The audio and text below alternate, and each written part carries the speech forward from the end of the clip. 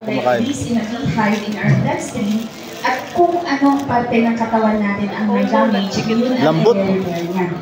Yung kay kabanda, matigas. Marami naman akong lumabas Anong gamit mo dyan? dispenser ng medicines, but the problem is, Arena lang? high yung price niya. So say for example, Oh, pwedeng kainin pala yan. It costs Hindi po kasi may glue po siya. And Ano? we are required Glue. to drink at least 3 capsules a day before meal. So ang total cost po nun, 1,214.25. Hindi yan masisira. Okay po ba sa atin yung price Masisira niya? po. Kakayanin po ba natin i-sustain? The question is, paano ang sustainability nung nag-take nung stem cell na yun? Yes, it could be possible na nakabili siya ng isang bottle, but for the next bottles, hindi na niya kakayanin because of the price. So with, sir, hindi ko pa narising, with Kaka-Revive, na meron ding 60 capsules per bottle, with a price of 500 pesos per bottle, you are giving yourself the chance to heal, your body to heal, with the amount of 24.99 pesos. Can we afford that per day po? And this can be taken also before meal, with powder presentation in a capsule gel presentation po siya. There will be no problem with the machines in making the powderized cacao because we already have the machines for it.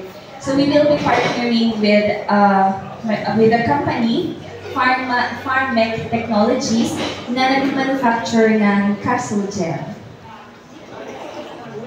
Possible ba? Ngayon na we already have a partner na mag-manufacture ng capsule gel, how about for the stocks ng cacao? We had a survey of the cacao farmers here in Benguet, and napag-alaman po namin na meron tayong total of 823,531 cacao seedlings na naitanim sa cacao. And because of this, we decided to roam around Benguet to source out cacao. So nalibot na po namin ang 30 municipalities ng Benguet. At na-assess po namin na meron po silang problem. Napaka-poor ng harvest nila at prone to disease ang mga tanim nilang cacao. Dahil kulang sila sa kaalaman kung paano ang proper cacao farm maintenance to post-harvest. And then, ito po, ang gagawin po natin, tuturuan po natin sila. We have here an example.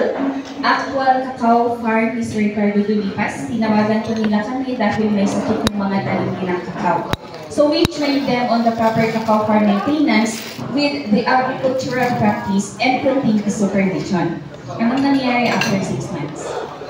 Controlled na ang pagkakaroon ng sakit ng mga tanim nilang cacao at nakakapag-harvest na si Sir Ricardo Dulipas ng 3 kg fermented beans per tree.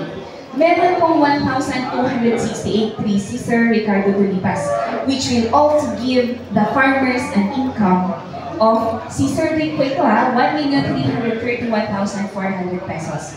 Diba, hindi lang si Dulce ang nag-gain, but even the beneficiaries ng mga cacao farmers, by income na din po sila. May market sila sa mga tanim nilang cacao.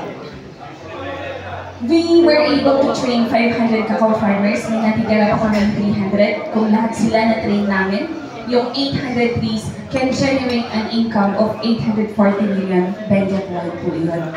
Makakatulong din po ang Dulce Chocolate sa pag-create ng employment sa mga communities ng mga cacao farmers. We will also help in the reforestation of the mountains, and we will be able to complete the value chain of cacao, not just in Benguet, but in the whole Cordillera. Ano naman ang magiging ng Dulce Chocolate sa pag-train sa mga cacao farmers? Ang projection po namin sa first na ipapagawa namin capsule ay 1 ton of dry and fermented beans, which can make a total of 16,667 bottles with 60 capsules per bottle. At ang cost po dito, yung per bottle ay 124 pesos and 29 centavos. At ang selling price po namin dito ay 500 pesos. Apart from that, pag in-extract mo kasi yung cacao butter, maghihiwalay yung it will be in a powder form and cacao butter form. So makakagawa pa tayo apart from the powder, makakagawa tayo ng white chocolate ng mga beauty products. And pwede natin itagdag yung butter sa paggawa ng mga chocolates. We started from a 10 square meter room na production area. And this is our facility. Meron na tayong physical shop, a training room, and meron din po tayong processing area na mas malawak na. And apart from the capsule na magiging future product ng Dolce Chocolates, we also have chocolate bars and beauty products like cacao moisturizer and cacao lip balm. And because of the activities we are doing, ako po yung founder ng Cacao Growers and Processors of Benguet Baguio Federation, the CEO of Dolce Chocolates. And because of the activities we are continuously doing, I was nominated as the chairman of the Cordillera Cacao Industry. And we are also an accredited cacao farm maintenance trainer by the DABPI, DOST, and Department of Agriculture. Ayan. Naka-gain na din po kami this year ng 3 national award. We won as one of the most inspiring MSME nationwide and as one of the finalists of the Developmental Social Enterprise National Award, and we won sa top 5 po ng BPIC na. Ang Dolce po ang nag-top 1. And we joined the competition in 2019. National competition po ng cacao. We won as one of the top 5 70% dark chocolates nationwide. And ang innovation po namin, we are the first learning site accredited in the Cordillera when it comes to chocolate making.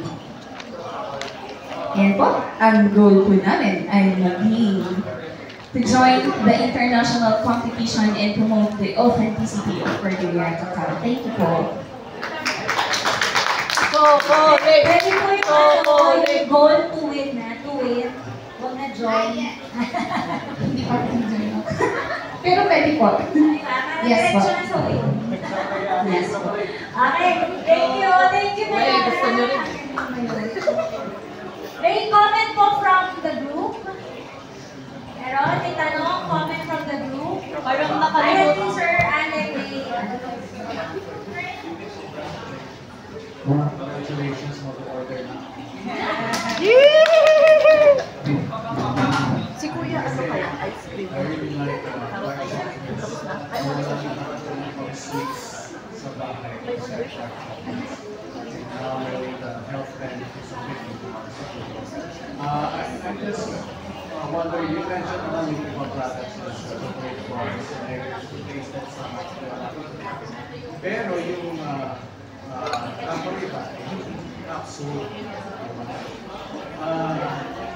while the highlight of how you are promoting it is really the health benefits